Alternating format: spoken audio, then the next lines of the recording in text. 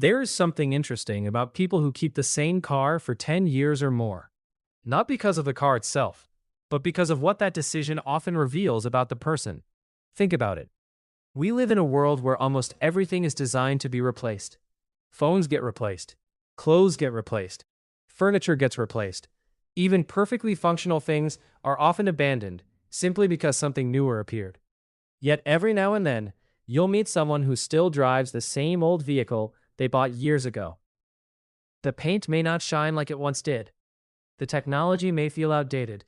The seats may show signs of age, but they keep driving it anyway. And what's fascinating is that many of these people can easily afford an upgrade. They simply choose not to. Most people assume that keeping an old car means a lack of success, a lack of ambition, or maybe financial struggle. But psychology suggests something very different. Sometimes the people least interested in upgrading are the very people who have become most comfortable with themselves. Because the desire to constantly upgrade is often less about necessity and more about emotion.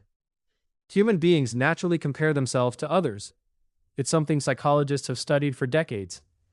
We look around and measure our progress against the people we see. Their income, their lifestyle, their house, their vacations, and of course, their car. The problem is that comparison never truly ends. No matter what someone owns, there will always be another person with something newer, bigger, faster, or more expensive. For many people, upgrading becomes an endless cycle. The excitement arrives before the purchase. Then comes the purchase itself. For a short period, it feels amazing. But eventually, the excitement fades. The new thing becomes normal. And suddenly, something even newer appears. Then the cycle starts all over again. This pattern is sometimes called the hedonic treadmill. People adapt surprisingly quickly to improvements in their circumstances. What once felt exciting becomes ordinary. What once felt luxurious becomes expected. As a result, many people spend years chasing a feeling that never lasts as long as they hope. But people who keep the same car for years often step away from that cycle. Not because they dislike nice things, not because they fear change, but because they no longer expect possessions to create lasting happiness. And that changes everything. One of the most powerful shifts that happens as people mature is that they begin separating their identity from their possessions. When people are younger, they often use external things to communicate who they are. The car they drive, the watch they wear, the brands they buy, the places they visit. These things become symbols. But eventually, some people realize something important. The people who truly care about them rarely judge them based on those things. And strangers who do judge them usually don't matter. That realization creates freedom. Because once someone stops seeking validation through possessions, they become much harder to influence. Advertisements become less powerful. Trends become less important. Social pressure loses much of its control. And suddenly, keeping an old car no longer feels embarrassing. It feels practical. It feels peaceful. There is another reason people become attached to old cars. Memory. Human beings don't simply own objects. They attach stories to them. That old vehicle may have witnessed some of the most important moments in a person's life. It was there during the first job, the first promotion, the first apartment, road trips with friends, late-night conversations, family vacations, difficult days, happy days, moments of uncertainty, moments of achievement. Over time, the car becomes more than transportation. It becomes part of a personal timeline. Researchers studying autobiographical memory have found that physical objects often serve as powerful triggers for life experiences. A familiar object can instantly bring back emotions that seemed forgotten. That's why people sometimes feel emotional when selling an old car. They aren't saying goodbye to metal and machinery. They're saying goodbye to a chapter of their life. And that's something most outsiders never see. To everyone else, it's just an old vehicle. To the owner, it's a collection of memories. There is also something comforting about familiarity.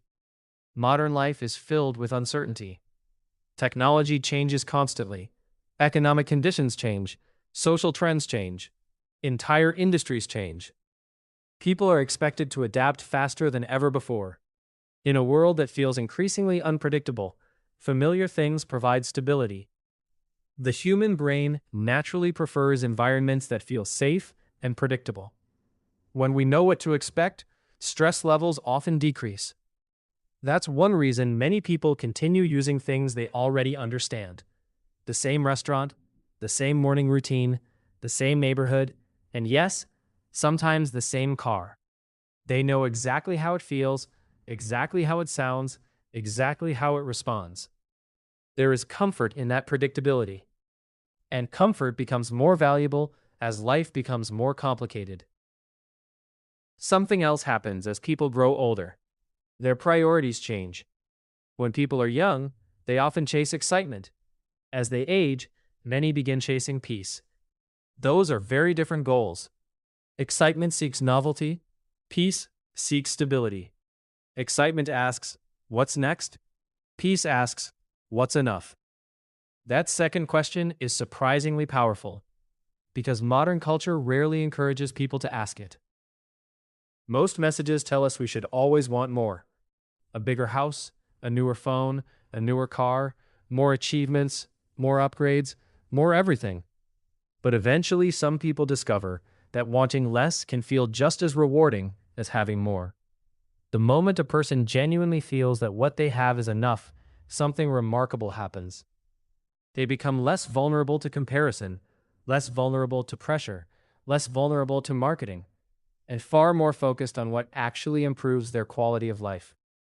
That doesn't mean they stop growing. It doesn't mean they stop succeeding. It simply means they stop measuring success through constant consumption. Ironically, this often looks strange to other people.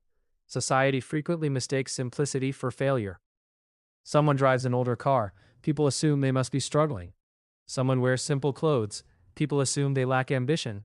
Someone avoids unnecessary upgrades, people assume they can't afford them. But appearances can be misleading. Many financially secure people discover that real confidence looks very different from what society expects. Real confidence doesn't need constant display. Real confidence doesn't need approval from strangers.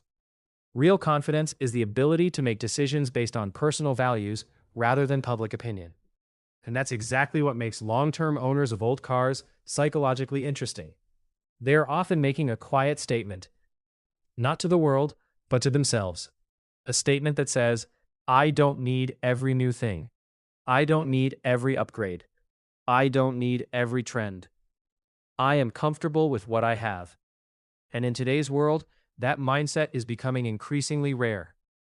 Maybe that's the real reason an old car attracts so much attention, because it challenges an assumption many people have accepted without question. The assumption that newer automatically means better. But sometimes it doesn't. Sometimes the smartest choice is upgrading.